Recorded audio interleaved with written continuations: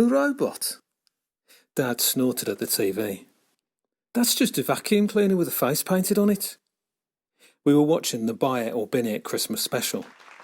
People go on the show and present an invention to a panel of investors. The panel then decides if the idea is worth an investment and buy it, or reject it to the bin. Mum and Dad were hooked. Fleur looks quite interested, said Mum, as the camera zoomed in to one of the judges. She lived round here, you know, said Dad. You say that every time, I told him, rolling my eyes. Dad shrugged. She's worth billions. The woman on the telly was called Fleur Pickles. She was probably about the same age as Dad, but she looked less worn somehow. Being a billionaire probably helped. It was good to know that somebody from a nowhere town like ours could get rich and even end up on TV. We should get Grandma to go on this, said Dad. The stuff she invents is way better. Mum nearly spat out her chocolate. Are you serious? Have you forgotten what happened when Digby got too close to that automatic turkey stuffer she made? The poor dog hasn't been the same since. She shuddered. And as for that snow machine, we're lucky it was only our windows that got broken. Those hailstones were the size of golf balls. Yeah, but think of the money she'd make if she sold one of her ideas, said Dad. Where is Digby anyway? With Robin, I expect. Robin is probably Grandma's most successful invention. She built him to look after me and Jess while Mum and Dad were at work.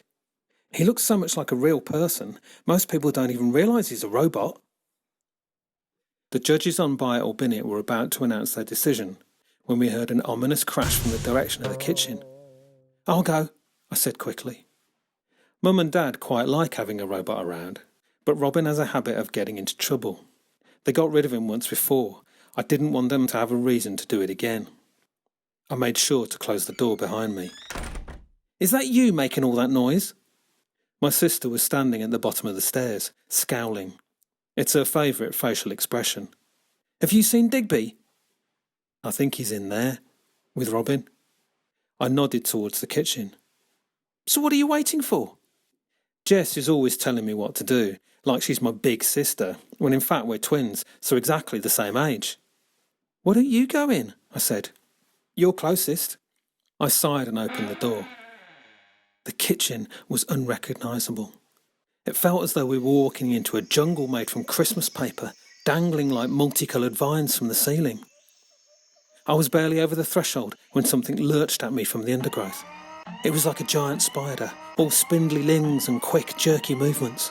One of its arms ended with a pair of shining blades that snipped the air in front of my face.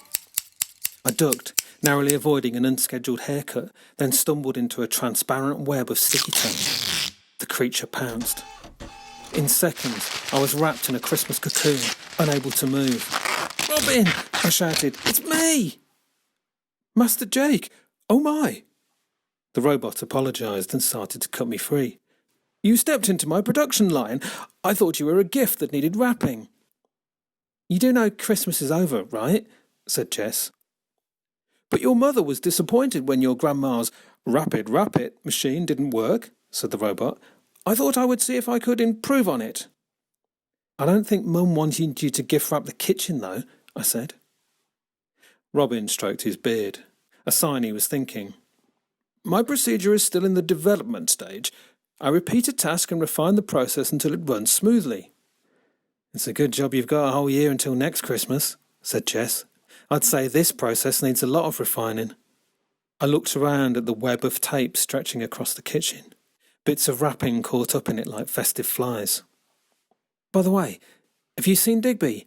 I thought he was with you. Digby? He's just... Robin turned towards the pile of presents.